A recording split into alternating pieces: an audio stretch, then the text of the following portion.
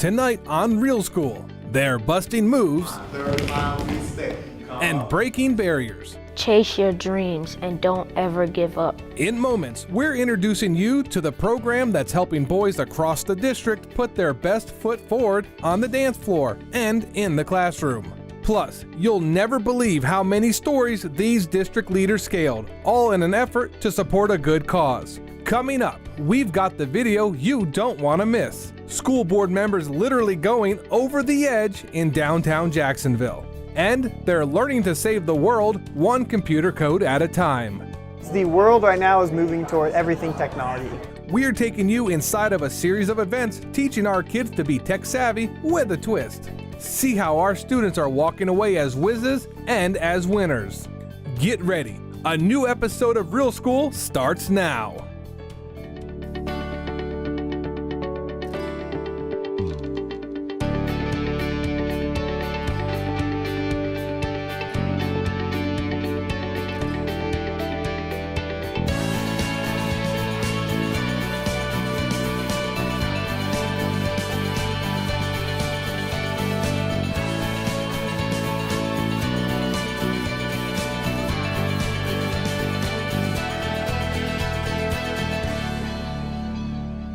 We begin tonight with a story about students getting with the program, thanks to computers, coding, and lots of creativity.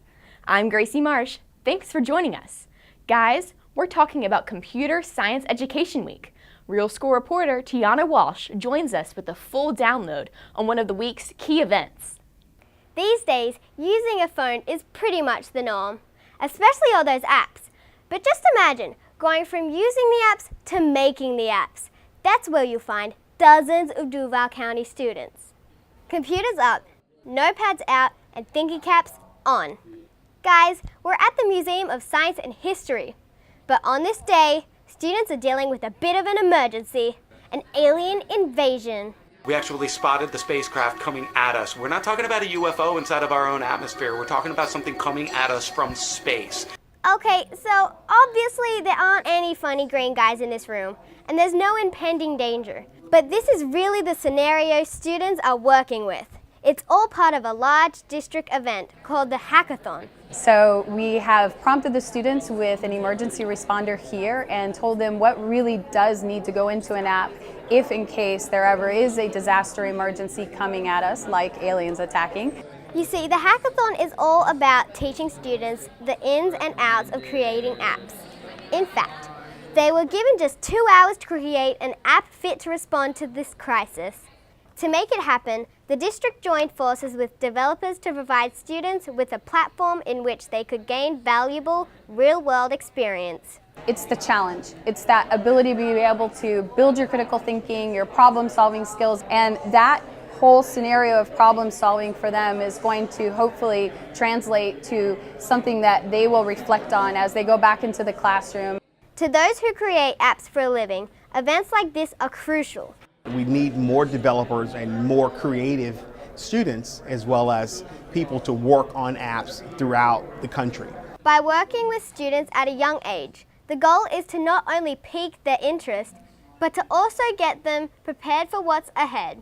Basically, learning simple development now, moving forward to more advanced techniques, will easily help them transcend from a middle school, high school platform into a college, into a career platform. And you know what? These students looked pretty advanced to us because they not only created apps, but they also saw them go live in the App Store. Pretty impressive, right?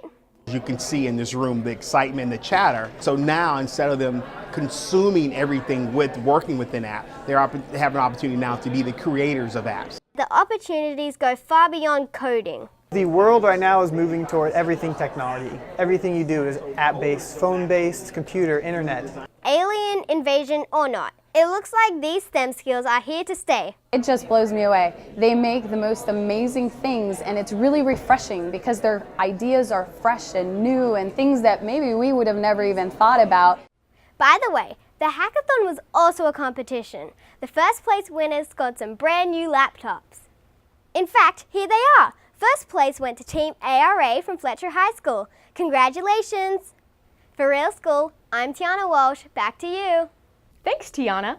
Now, the hackathon was one of 3 coding workshops that took place during the district's Computer Science Education Week, and we've got the pictures to prove it. The week opened with an event called Minecraft Hero's Journey. It was there that 6th graders learned to write code for Minecraft characters in a series of 10 challenges. Nice! And we can't forget about a group of lucky ladies who got to participate in Code Like a Girl. Elementary students from around the district worked in groups, learning about the importance of computer programming. Sounds like a lot of fun. Talk about a real game changer. In this next story, our students are going long, running the field, and jumping for victory, thanks to a little help from the NFL. Wow, that looks pretty fun. This is video of a mini football camp at Kernan Middle School. 6th grade students spent the afternoon navigating a series of drills, testing their speed, endurance, and coordination, just like the Jacksonville Jaguars. This event was put on by NFL Play 60, a national program that encourages students to stay healthy by participating in at least 60 minutes of physical activity daily. And without a doubt, these Kernan Middle students got some sweet ideas on what they can do to stay fit. I wonder if I can pull off some of those moves. Looking good, guys, and great work. Now, if you want to be active like an athlete, I think we know that good shoes is an absolute must. Need a new pair? No problem. Here's Real School anchor Will Nowak with more on a surprise that sent students home with some new sneakers. Gracie, it's one thing to get a new pair of shoes, but a whole nother when the person handing you that pair is an NFL player. By the way, did we mention these shoes were free? Check it out. Welcome to Hyde Park Elementary School, where these are the faces and smiles of students who have no idea what's about to happen. You see, they think they're gathered for another school assembly. And while that's partially true, well, it's also not the full story.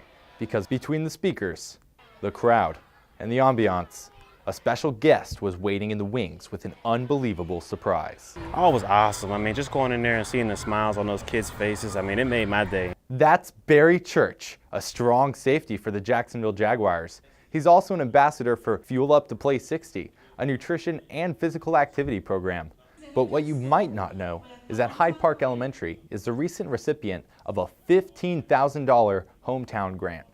The Jags, the Dairy Council of Florida, and a group called DTLR are all partnering with the school. And those funds are meant to help support the school and students pursue a healthy lifestyle. When it was time for Church to take the stage, students got a lot more than they bargained for. I mean, you just got to see it for yourself. 3, 2, 1.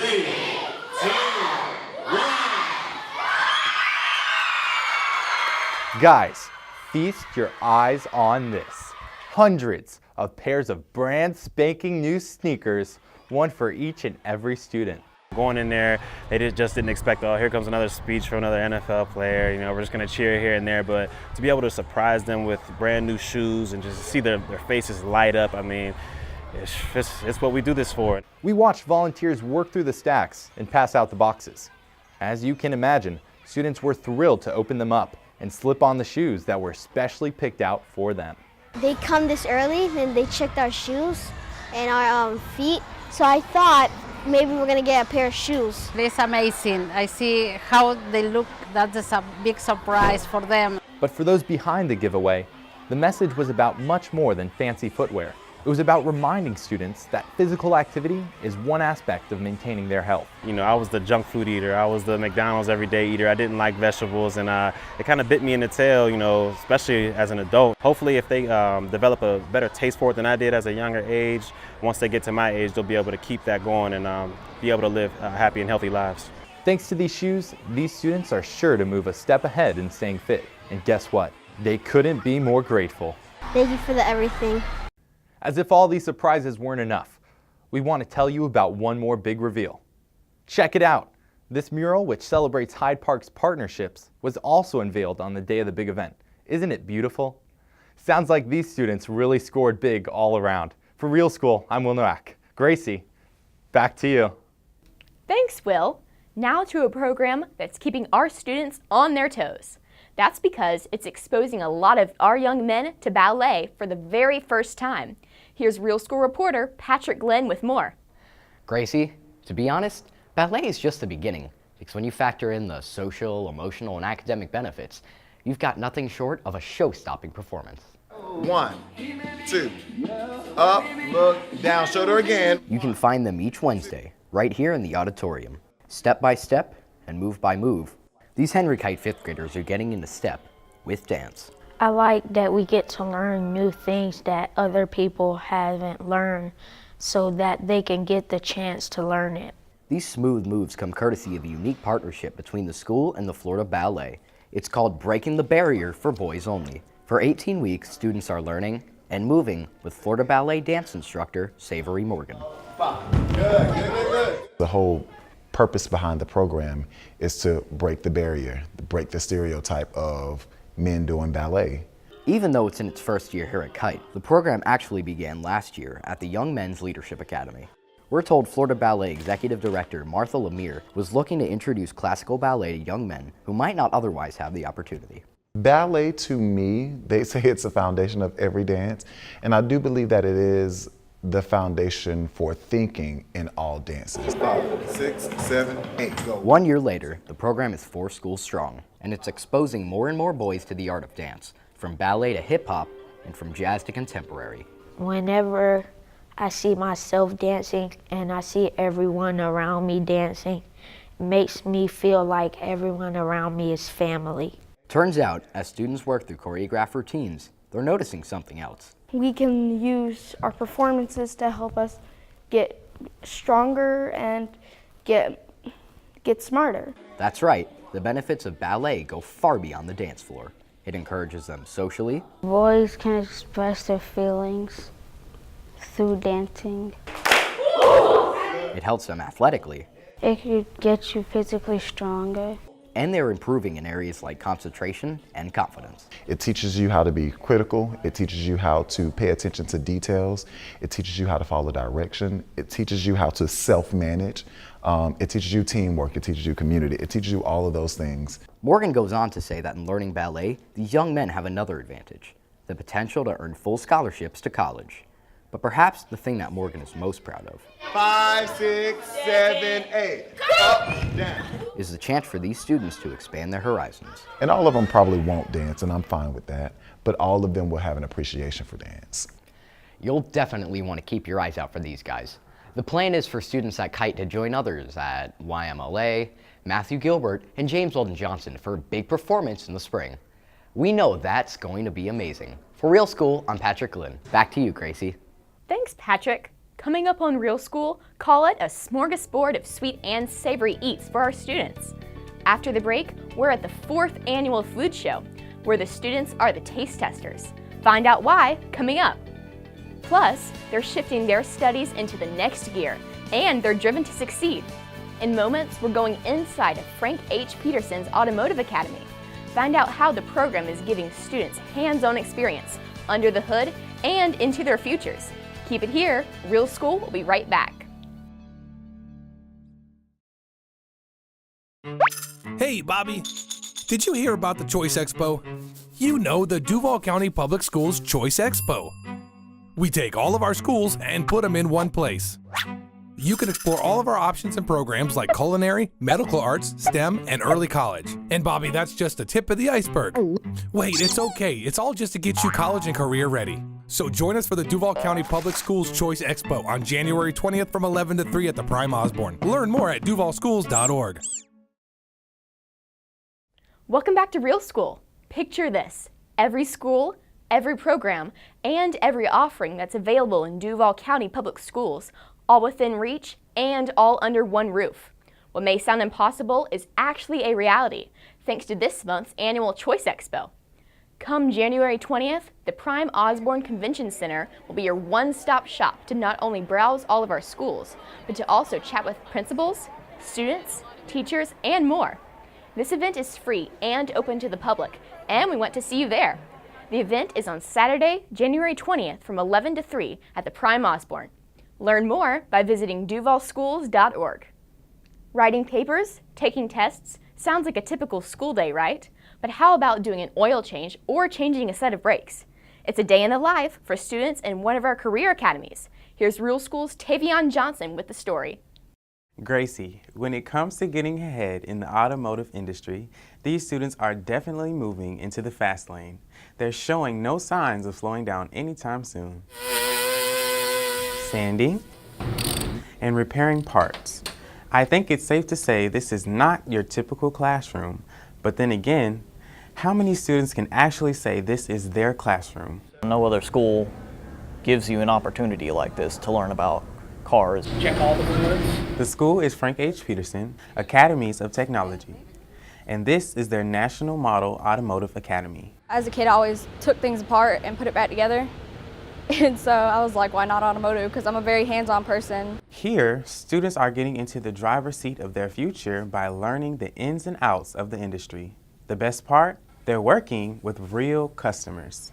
They're getting to see real-world problems in cars. We're not taking a car that belongs to the school and, all right, and make something up. This is a customer that's come in and asking for a problem. Customers can include teachers, students, even people who donate cars to the program. Usually there's like oil changes, or you gotta fix somebody's radiator, tire balancing, brakes. We rebuild and reshape all kinds of panels and stuff. We do a lot of painting. Instructors tell us right now this is an industry in need of skilled workers. As a result, that means students have a lot of opportunity, including job shadowing. And if you hadn't noticed, they're shattering stereotypes, showing that the automotive industry isn't just for guys, it's also for girls. It feels good to be like, because this is a male-dominated field, so for like males to look for a girl as a leader in a male-dominated field feels great. You see, all of these hands-on experience is accelerating students beyond books and into a bright future. Students can begin as early as their freshman year and work toward earning industry certification, meaning that by the time they are done, they'll have the ability to gain employment even as they pursue post-secondary education. If they want to go to college, this still gives them ability that they can make a living and still continue their career in their education. But we give them an opportunity that we can get them a job in the industry, somewhere they can make money to supply for their needs. And check this out. The instructor you heard from actually graduated from Peterson. He spent many years in the industry before returning as a teacher. What a great story. For Real School, I'm Tavion Johnson. Back to you, Gracie. It's a tasty tradition that continues to score major brownie points with our students. We're talking about the annual food show. Here's Real School reporter Sean Bussey with the scoop.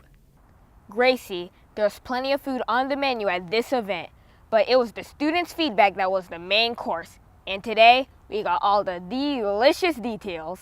Fried chicken? Anytime you have this much food and this many students, we can pretty much guarantee that you won't have a shortage of honest opinions, whether they're good, I mean, the sweet and sour chicken is awesome, or they're not so good. I didn't like the breakfast pizza. It tasted kind of like cardboard. Here at the 4th annual DCPS and Chartwell's K-12 food show, participants are going from being students in the classroom to critics in the kitchen. Students have been invited to provide feedback on dozens of potential new menu items for the upcoming school year. And boy, were there a lot of options, from salads to snacks and from cookies to chips. So by tasting the food and getting their feedback, it can actually tell us what they're enjoying eating and what they will eat, so that way they can get some nutrition in their system for what they're doing that day. So of course, we wanted to know what was scoring high on these pupils' palates. It's not too dry, it's not too watery. And it wasn't long before we found some similarities. I tried this sweet and spicy chicken. That was very good, the fried chicken. I like the buffalo chicken strips, those were good, and the fried chicken. Sounds like winner, winner, chicken dinner. Anything else? I really like the nachos from the food truck, and I like the donut holes and the French toast. Hey, that sounds pretty good too. And what about the options they didn't care for? One of the things that I did not like was one of the wraps. I didn't really like the pizza that they had. I didn't really like the salad. Okay, so we heard their opinions. What happened next? Well, this year, students were pulled in groups. Disliked it? Raise your hands. Designated workers had handy clipboards like this and tallied students' feedback on each sample. Just taste testing the different foods that are going to our schools. I think it's amazing that we get to pick our foods that we get to eat, and it's pretty cool. But you know, at the end of the day, leaders say this isn't just about what tastes good, it's also about good nutrition. And if they can't introduce students to healthy options that they like, well, that's the real treat they're after. Let's face it, in the home, you have some families that eat very good and some families that don't eat so good. By the time they get 18, 19, 20 and they're getting out of the house and into college, into work, they need to know how to eat properly. Gracie, the food show's been going on since 2014, and since then, students have approved more than 20 menu items. Hey, where's my sample? Just kidding. For Real School, I'm Sean Bussey. Back to you. Thanks, Sean. Next on Real School, they're going to new heights, 19 stories to be exact, all in an effort to support students. It's the video you gotta see to believe. We'll tell you where it all went down after the break. Plus, it's that time again, your chance to go behind the scenes and inside the classroom with one of our top-notch teachers. In moments, we're bringing you this month's teacher feature. Tune in to see why this educator is making the grade. Don't change the channel. Real School will be right back. A look inside your public schools. Gee whiz, that looks fun and educational. Well, that was then and this is now. Times have changed in Duval County and so have your options. Our students are programming robots in STEM and learning career trades like construction. They're attending military leadership academies and enrolling in sports medicine, management, and broadcast programs. With so many neighborhood, magnet, and choice options, we don't have time to name them all. But we do have something unique for every student. Discover today's Duval County Public Schools. Welcome back to Real School. Forget stairs and elevators. When it came to descending one of our city's tallest hotels, 2 of our board members opted for an unconventional route. Wow, now that's what I call brave.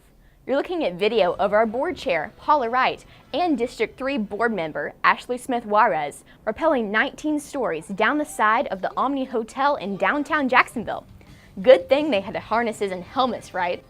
This was all part of Over the Edge, a signature fundraising event for the Boy Scouts of America North Florida Council. Board members Wright and Smith Juarez joined several notable leaders in scaling the building over the 2-day event. And guys, don't worry, both board members received plenty of training ahead of time.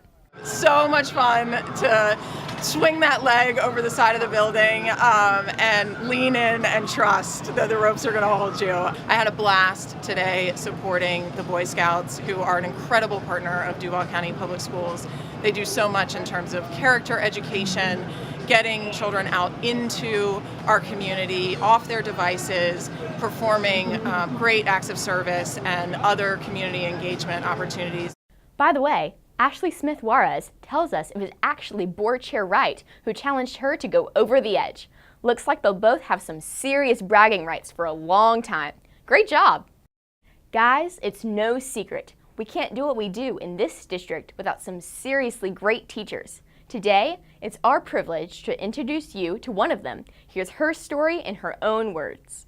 Hello, my name is Kim Lockley. I'm the criminal justice instructor at A. Philip Randolph Career Academies in the public safety program. You got social conflict, social process, and labeling. Even though I was a beat officer and I worked with crime analysis and some other departments within the sheriff's office, my extensive relationship was mostly with kids. And if you want to use one of the minor theories. The school did not have a teacher at the time, and I had just retired, and a friend recommended me. I mean, once I got in it, it was like I can't let go. I enjoy the kids. All right, here we go. They get an introduction to the criminal justice system. We talk about theories, we talk about the causes of crime, what makes people do the things that they do. We do a lot of fingerprinting and tire analysis and glass analysis. It's all about the experiment and the project. They're understanding and they're learning that it doesn't stop with just one thing, that there is a process, but there are options. And that's really what we want to get through to the kids, that you have options. Don't get to a door and stop and get stuck, okay? There are other options that you can use. And all you need to do is come up with your supporting evidence. She has the experience. She's worked with JSO. When she talks about criminal justice, she's coming from years of experience, and they know that she's done the job and that she still has the connections that she still uses. Well, I think that kids, when they're in any type of class, they want to know, what is this going to do for me in the future? For somebody that has done it and been successful at it, they see that A, it's attainable for them, and that B, they're getting a type of experience in their high school education that other students that have the same types of aspirations aren't getting. They're seeing the value. Definitely lead to other crimes. Her greatest strength is her rapport with students. She has such a great relationship with her classes. To be a truly successful educator, you have to have that care and compassion for your students, and she has that. Her kids know that she cares about them. Now the good thought process. Our school is about developing the whole child, okay? Not just teaching them the lesson, but I want them also to be productive in the community. The most rewarding part is when students come back and tell me that what they learned was important and relevant to what they're doing. When they're successful, I'm successful. I just enjoy their enthusiasm, because when they're enthused, it makes me want to be even more enthused about what I do. That's it for tonight. We know you're dying for more good news, but don't worry, we've got you covered. Our next episode of Real School premieres Sunday, February 4th at 6 p.m. on the CW. Till then, be sure to follow Duval County Public Schools on social media, on YouTube, and of course, check us out anytime at duvalschools.org. Thanks again for watching. Till next time, have a great day and a Happy New Year. In 3, 2. Oh, dang it. Okay. I wonder if I can pull off some of those moves. Looking great. I'm about to say looking great, guys. We know that's going to be amazing. For Real School, I'm Patrick Lynn.